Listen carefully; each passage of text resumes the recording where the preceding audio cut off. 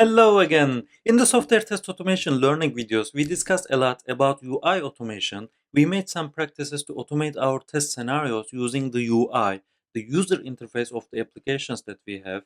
And for doing this, we had to develop the code, which is locating the elements that we want to interact with. For this purpose, maybe we could use the type of the element, which means we could just pass the tag of the element, or we could use just some other attributes. And sometimes it was pretty simple, right? We could just use one tag or maybe one type of the attribute, but sometimes it was not that much simple. It was more complicated. Why? Because there might be multiple elements having the or meeting the conditions that we are passing. Like maybe there can be multiple elements having the same class name or having the same attributes. In that case, what were we doing is we were just being more specific, right? We were passing not only one, but more than one class name or more than one attribute. We were just chaining the selectors that we were passing. So thinking about all these, I thought maybe to feel more confident, it would be better to know a little bit about web development as well. And I decided to start a new series in which we can just make some practice about basic web development activities and to collect some information about these kind of web development topics. So let me just start a new IDE to make some practice, and as always, we will start from scratch. I will just open up here and remove myself from the screen. And let's just get started from scratch with a new project. All right. As the IDE, I'm using the Microsoft VS Code because it's very convenient. And I just create a new folder in my desktop. So let me open that folder on my desktop. It is called as my web app. Cool. So there is nothing inside. So let me go ahead and create my first file. In general, you can name as however you wish, but as a rule of thumb, the main page of the applications are named as index.html. Okay, this is our first HTML file. Let me a little bit zoom in. Cool. So we are talking about already an HTML file, right? Which is basically an hypertext markup language. So the HTML files will consist the elements that we want to place in our web page. And let me start by adding some comments to improve the understandability or the readability of the file. So these signs are used to put some comments. So in the middle, I can use any comment that will help me to understand what I'm doing here. So this is the HTML file. And as we discussed, HTML file is a hypertext markup language.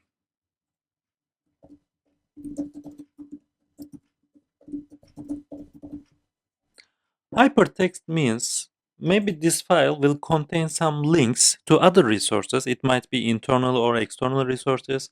And markup language is used for just structuring context because, as you know, web pages is not generally not a straight text file, but having some colors, some font types, maybe sizes or other shapes, and have a structuring context. So this markup language is used for this type of structured context. And after doing this, actually I can just go ahead and place one element. We already discussed about the elements having different types or attributes, but let me show you opening with a browser.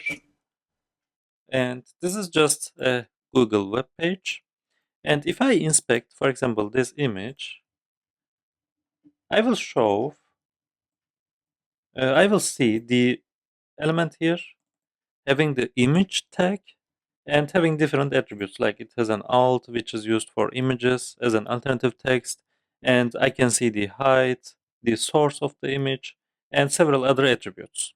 And I can even use the style of the element. We will discuss all about this.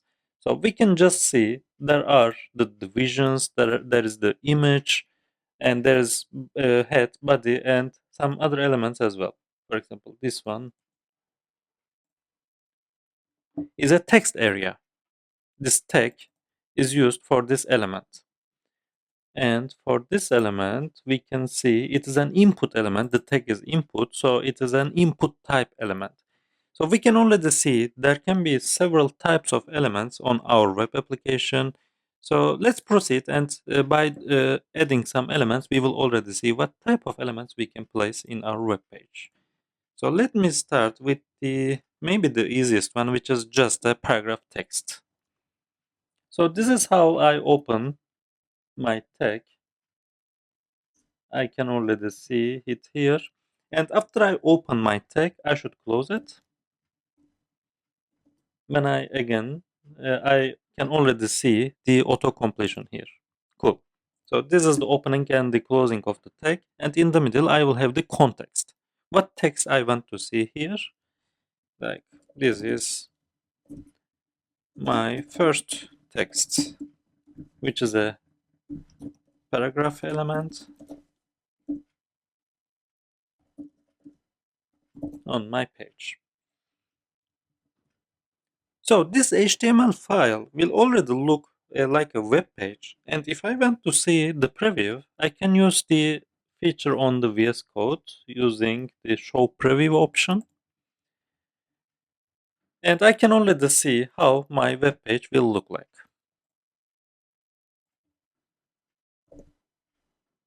I can already see there are several typos here. All right. What else we can place? Like to put some more.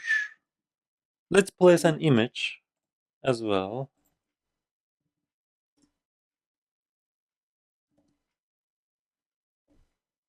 I can already see the image here. And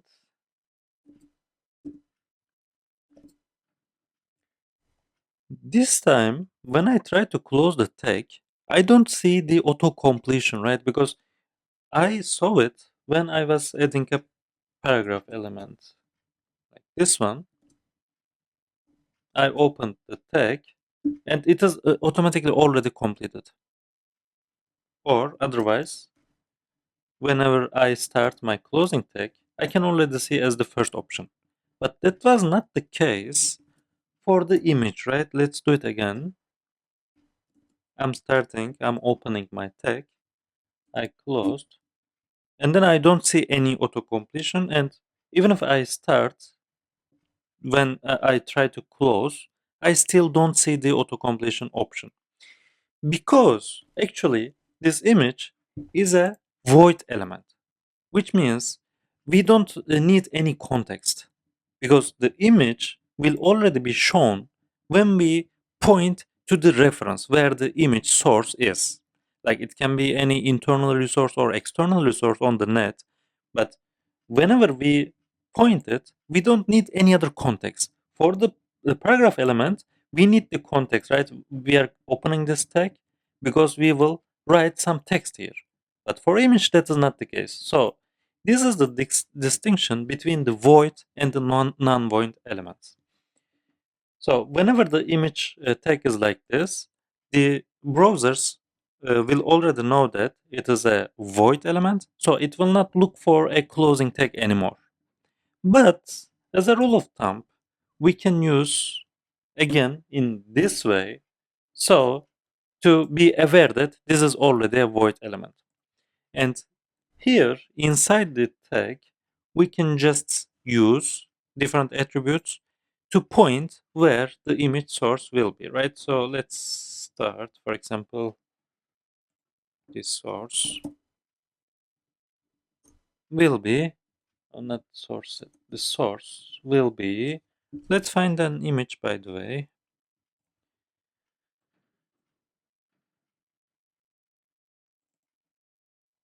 This is my application folder and I will place an image inside the folder. So let me find one image in my PC.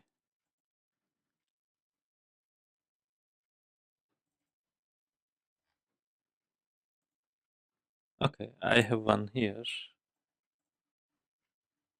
I can see it here. So yeah, so the source will be mesut.jpg. Cool. And I can already see the preview. And I can already see it is huge, right?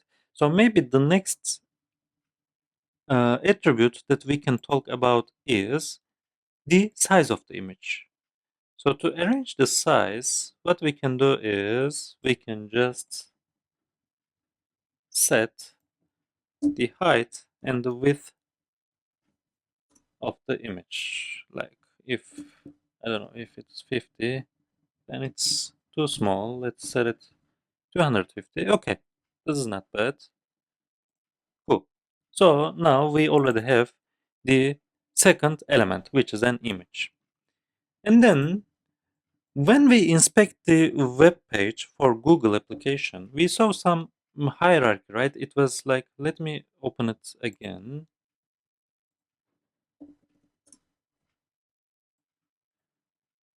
How was it?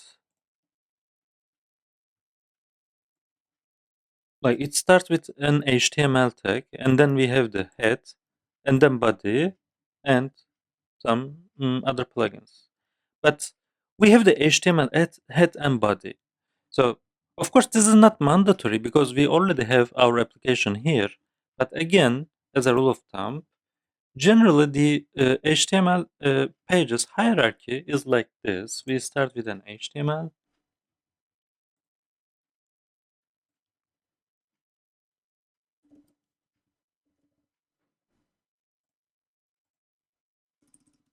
and we close it here. Oh, it was already there. And then we have the head,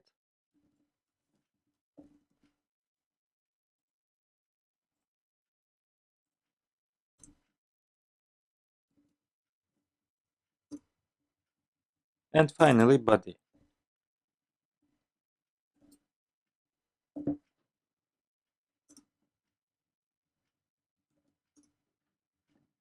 Cool. Why do we have this? Because normally the context that we want to show on the web page itself is placed inside the body. And why do we have the head? Because we can use some metadata, like maybe the title of the web page, for example, we can place in the head, which is used as metadata field of the web page. It will not be shown on the web page itself, but for example, the title or the icon that we can use for the web page can be declared here. So title is again a non-void element because we need a context inside. And for example, as of now, the title of the page is index.html, right? We don't have any specific title. But if I place a title, this is my web app, then I can already see the title on my tab here. What else? Like I can place a icon as well. For that, I will use the link tag. And again, link is a void element because I will already declare the source inside the link. So for link, I have to first declare the relation. Relation is shown as rel, and relation can be like, now I want to use an icon, but what else I can specify here? It can be a style sheet. We will discuss about this later. And some other relationship, but for now it will be just an icon of the web page. And this href is again addressing the source of the icon. So again, if let's try to find an icon.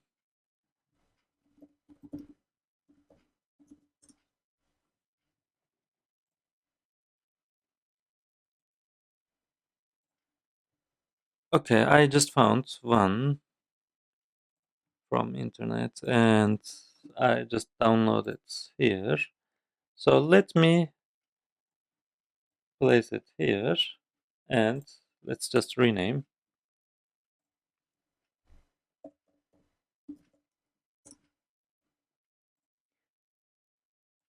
And this href will be my icon.png, right?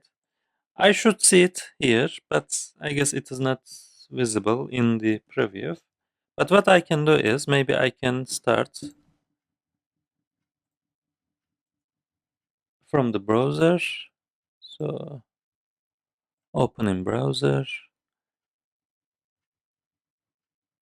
And then I can already see my icon is here. I can already see this and I can see my title.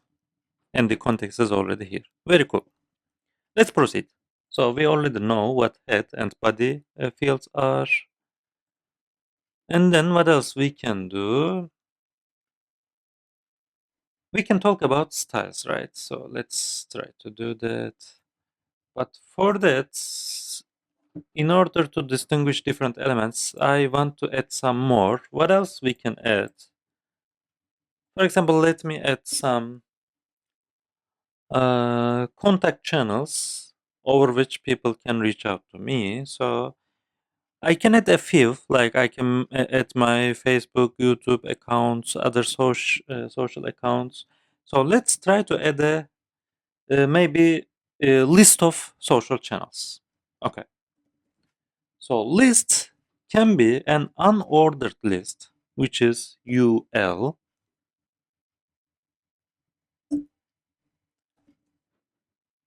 or ordered list, right?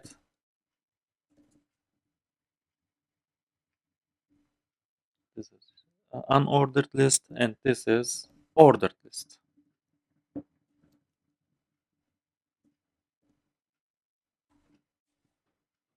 So I already add two type of list, and inside the list, I will add the list items. For example, first of all, let's add one list item.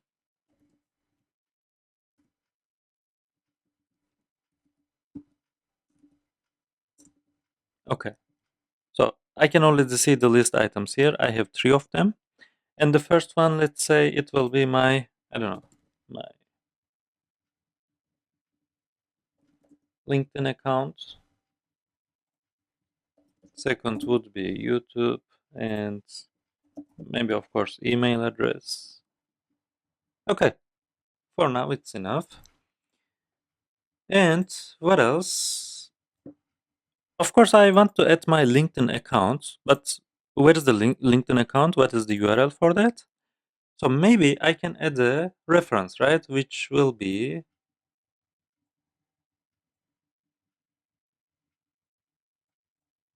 just an anchor element. So inside this,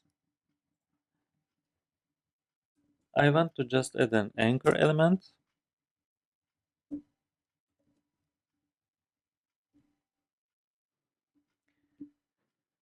And for this, again, inside the tag, I need the href. Like, what is my LinkedIn account URL?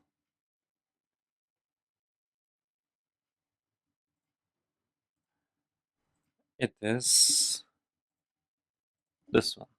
Okay. Okay, I add the URL, but in general, as you will recall, the links would be in a different color, right? We would understand that it is a hyperlink. But in this case, it didn't happen. Why? Because let me see it again, what I did here. I have a unordered list because I don't care the order. And then I have the list items. Then inside I have a anchor element. By the way, whenever you want to see the documentation, you can just hover over the text and you will see some tips provided by the VS Code. Like, for example, you can go over anything like this was the relationship of the link document. This was the URL of the link resource. So this is very helpful. And some of these attributes are global attributes you can add to any element, but some of them are specific to any type of text. So going over what we were doing here, we can see the anchor element, which means it is a link, as we can see here. The A element has an href attribute, then it represents a hyperlink. Hyperlink anchor labeled by its context. And then I have the text here. So normally I want this text, which is LinkedIn, to have the link, right? To go to the external resource. So I want this to be a part of this anchor element. So I will place this as the context of the link. So now I already have the link, as I can see it here. So let me do the same for the YouTube link as well.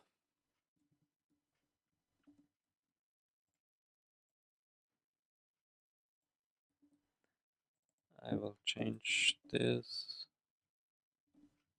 And of course, I will change the link to here. Okay. And how is the email?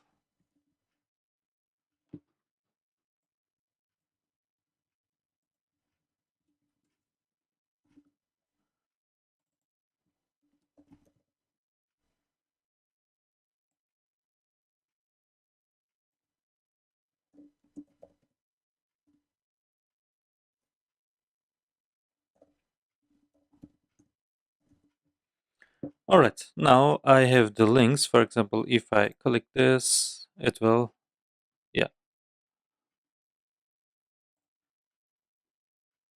it will open the link that I point. Cool. Now we already have the, let me refresh this.